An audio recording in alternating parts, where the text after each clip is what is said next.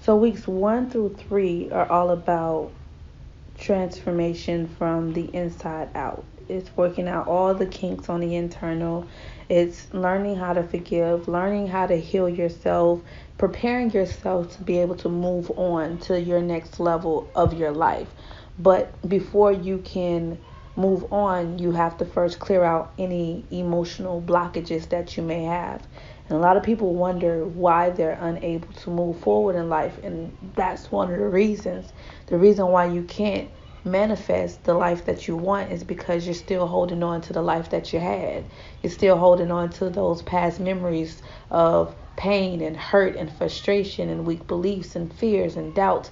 You're still holding on to all the things that made you the bitter person that you once were. And even if you're not bitter right now, it doesn't change the fact that that part of you, that piece of you, still hasn't healed completely and fully in totality. So you're still 1% of it.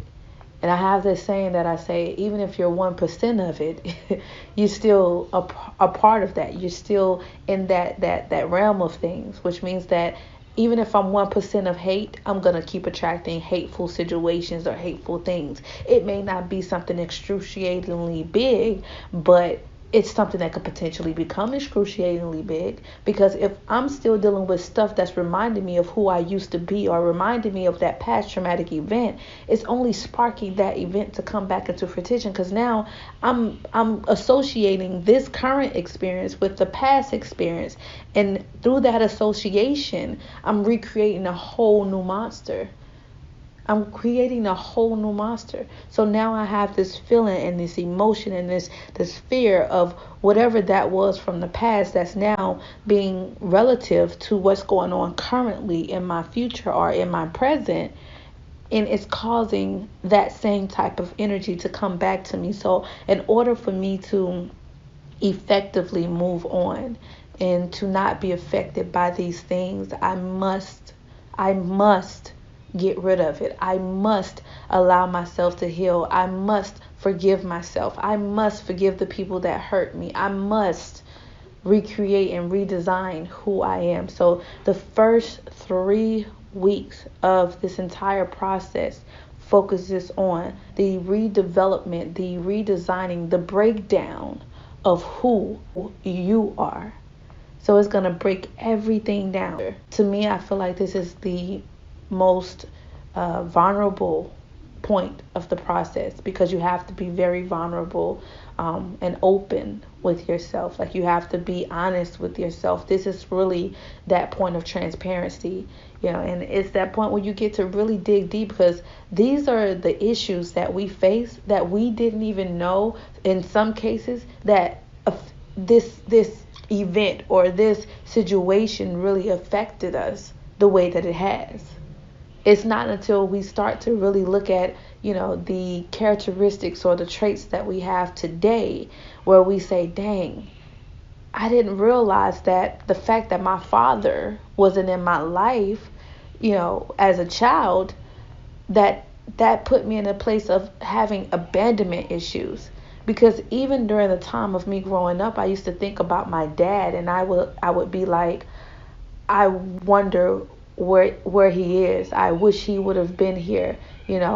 I wanted my father. I wanted that father figure, especially as a young girl. And then after dealing with the molestation and the rapes, after dealing with those type of things, it was like I felt like if my father would have been there for me, none of it would have happened. So then I grow a level of resentment for him. So at first we're looking at abandonment, then we look at resentment, and these are all feelings and emotions. These are all emotional feelings and characteristics that bring forth the actions that I don't really want to play out in my life, but I don't understand where it's coming from. I'm not understanding why I'm making certain decisions that are not benefiting me, that are not propelling me forward to the life that I see for myself or the future that I see for myself. And I'm taking it out on everybody else, and I'm externalizing that pain. I'm externalizing that feeling and that emotion and that hurt, but I'm not accepting accountability for what I've created, the life that I've created for myself. So those first 3 weeks are crucial in the development of your Phoenix move, because in those first 3 weeks, you literally get to break down and disseminate who you are, to regain a sense of identity for self. It's your point where you get to destroy everything, every pain, every traumatic event, every characteristic that no longer serves the man or the woman that you want to become, that you see for yourself. It's the point where you get to destroy all of that, and you can now start to rebuild.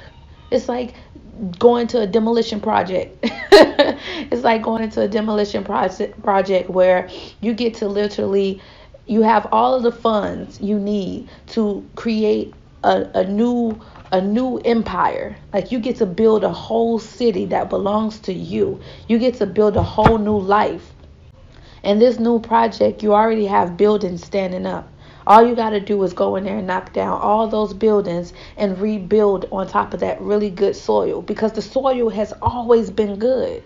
The soil has always been good. And when we talk about the soil represents your greatness. It represents your light. It represents who you are. The God within you, the God that makes you who you are. That's your soil. That's your foundation. So you go back to the source of who you are. You are divinity in human form. So the foundation is already set. Now we just got to knock off all the craziness, all the bull crap, and that's the buildings. Those old buildings, they're mildewed.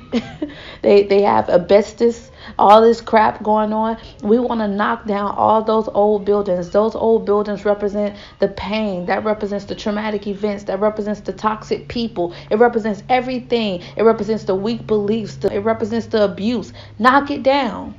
Knock it down. And you have the funds to do it. That's developing your Phoenix move is your funds. This is your method of payment. You now have the funds to knock all of that down and to begin to rebuild on top of it. So when we think about developing your Phoenix move and we compare it to the Phoenix, the beginning, weeks 1 through 3, focuses on your explosion process. This is where your wings are, they're already fragile. They're already fragile. So every feather, your flight feathers, all your feathers are starting to fall off. They're falling off. And it's okay. You want those feathers to fall off. You're going to be a bald head bird. Think about the bald eagle. You're going to be a bald head bird. And that's okay. Because once you are stripped bald, now you start to see your skin starts to get wrinkled. It starts to crumble up. And now the fire and the flames is starting to emerge from your inside, from your spirit, from your soul. That fire starts to take control, and now it's exploding, and you are full of flames at this point. By the time you finish with week number 3, you are filled with flames. You are filled with flames. Week number 4 is the point where you are now in ashes. You're in ashes state, which means that you are rebuilding. You are now starting to formalize again. It's the point of rebirth. It's like a child that's in its mother's womb. When you go through the stages of development for a child that's in the womb, the child has to go through a few different things to develop a brain, to develop a heart. Before it gets to those levels, it has to go through stages where the cells start to split. And, that's what you're going through. You're going through the point of regeneration, where your cells are starting to regenerate. You're able to have more control over who you can be and who you can become. It's taking your power back. At that point, when you go through the point of transformation, you're getting your power back. You're taking it back. And I have to say back because you once had it. You just wasn't aware that you had it. It was taken away from you through conditioning, through experience. It was taken away from you. This is your point where you can make a decision and you can get that power back. You can. So weeks 1 through 3 focus on the transformative rebirth process. And once you get into week 4, you're going into regeneration state where you're starting to rebuild back up.